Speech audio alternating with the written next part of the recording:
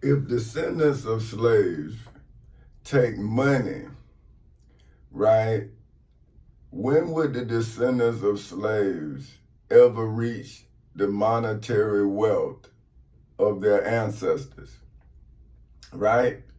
If your ancestors built the wealth of your country, wherever it's at, right, then why wouldn't you take what your ancestors used to build the wealth? Why would you take the monetary value of your ancestors' enslaver and not see that your ancestors' skills is what made that paper worth something, right? If your ancestors did not create the assets that they sold and then created a currency, right, in which to then exchange for the asset that your ancestors created, why wouldn't you see yourself as an asset if your ancestors had no monetary value but their ability to create something out of nothing, right? So now, if I created a lawsuit out of the mistakes of my enemies, then why would my family and friends aid and abet my enemies and getting out of their mistakes? See, but does ignorance breed excuses and wisdom then bring about solutions to the ignorance that the ignorant then created? See, ignorant does not mean you dumb. Dumb is a derogatory term, but it's also a medical term. See, it's for sanity. If you dumb, right, in the medical term, you don't have the ability to learn. You have a medical deficiency, like a medical problem, mental. It's mental, right? Like you might have half of your brain or something like that. See what I'm saying? That's dumb for the clinical purposes of describing it.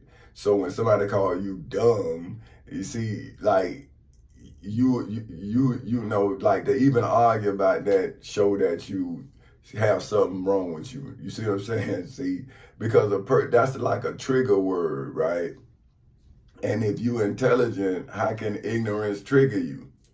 See me, I knew what you were doing, so I gave you what you wanted. And that's when I betrayed my wisdom.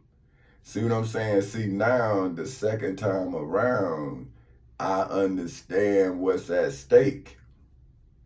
And it's not money because I had made the money, but they wasn't worrying about the money. They were worrying about the way I made the money. See, and that's what I'm telling the descendants of slaves. I'm saying, do you not understand that they enslaved me because of my ability to make money? But you want the money for me because you got the spirit of Judas in you. See, you like Cain. You have no offering, so you create an offering. See what I'm saying? So what about a person like Cain that had no gift for the nourishment of the body? So wouldn't a farmer be important to a king? Right? The entertainer wouldn't be as important to a hungry king. You see what I'm saying? So think about it. We coming out of slavery, we coming out of famine, right? But we here rapping, singing and dancing. Well, won't we get hungry at some point? So then think about it now. So you sitting here rapping, singing, dancing, partying, eating up all the food, but we in a famine. But the farmer over here got the ability to farm, but you looking down on the farmer, but you the entertainer, and you go out and you eat at these fine restaurants, but you understand that's the offering of the farmer, right? But see how the devil done switched the importance of survival? He got a farmer, but your farmer struggling to get a loan, but you out here spending $200,000, $300,000. But now that's your money. You can do whatever you want, man. But I'm gonna tell you, I had gold too. See, that's why when I went into court, I went in with my Rolex watches, all my watches on. I went in with 2 rings on each finger and all my gold on. Not all of it though. That wasn't all of it. I just put a lot of it on so I could then walk in like a king. See, because optics is everything.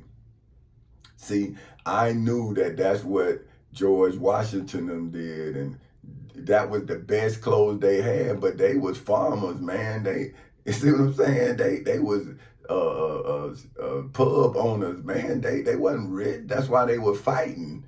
See what I'm saying? But they put on their best attire because when they took that picture, they knew they wanted their people to see them at their best, even when they was at their worst. But look what my friends and family, they not helping me. They not propping me up for historical sake so I look good. Look what they doing, man. Put me in a mental hospital 6 times, man.